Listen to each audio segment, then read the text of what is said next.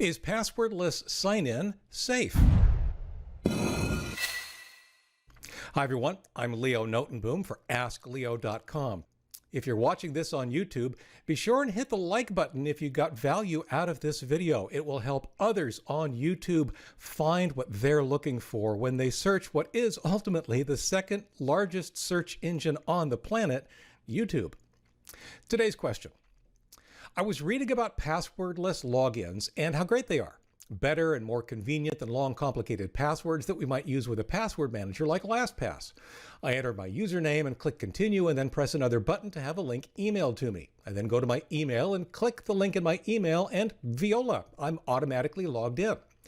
Well, that certainly is easier than remembering a password, but I don't see how it's more convenient given the number of clicks to get logged in compared to allowing LastPass to fill in the username and password so that I only have to click one button. But what I really don't understand is how is this a more secure way of logging in? Are passwordless sign-ins safe? Should I be worried about companies wanting to move to passwordless? Worried? No, not at all. In fact, it is somewhat more secure than using just a password.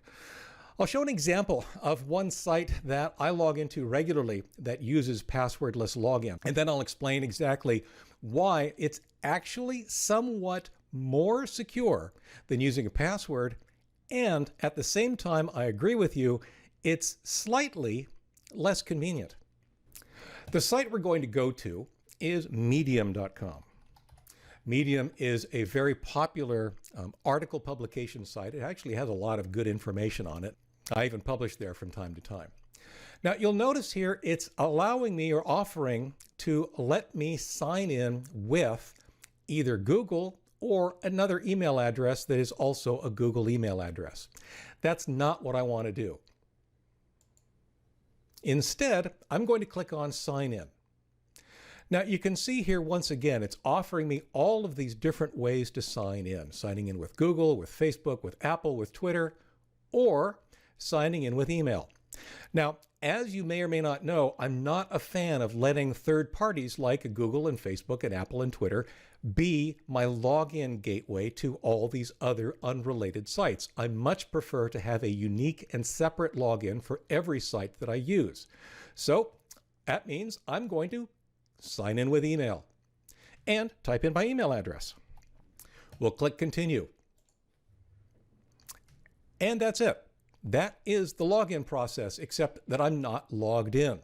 What's going to happen now is I can go back to Medium and I can start reading and doing whatever, but I will get a link in email that when I click it will bring me to medium.com and will have me logged into my account on medium.com.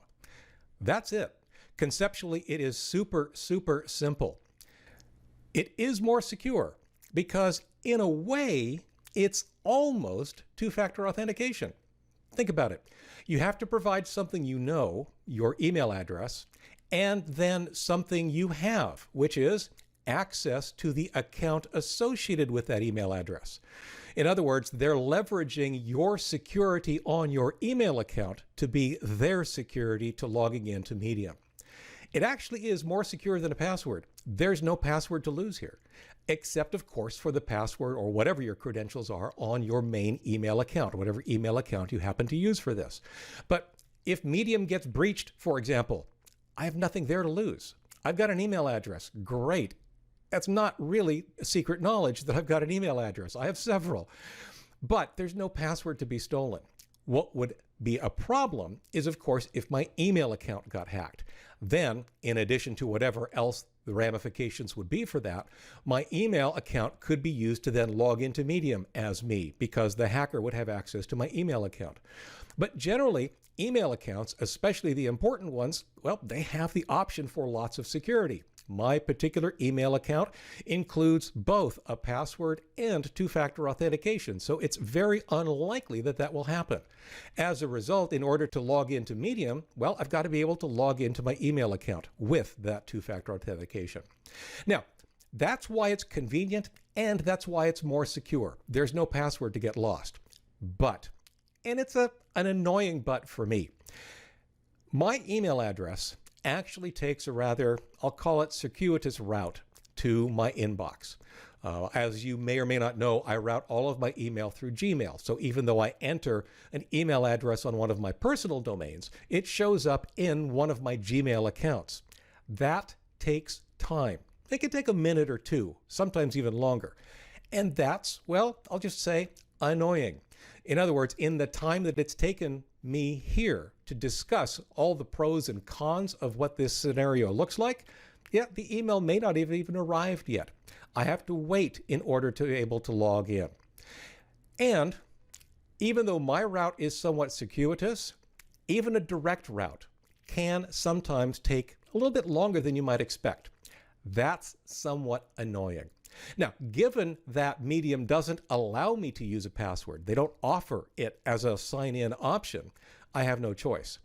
Honestly, given the level of importance that I associate with Medium.com, I would prefer to have an email address and password associated with it so I didn't have to go through this step. If they wanted additional security, I'd be happy to enable two-factor on that account. But there it is. Medium does passwordless login. It is slightly inconvenient in that it can take a little bit more time, but it is more secure because it leverages the security of your email account. Hopefully that clarifies it a little bit. Like I said, I'm quite comfortable with passwordless login when it's implemented this way. For updates, for comments, for related links and more, visit askleo.com/128561. I'm Leo Notenboom, and this is askleo.com. Thanks for watching.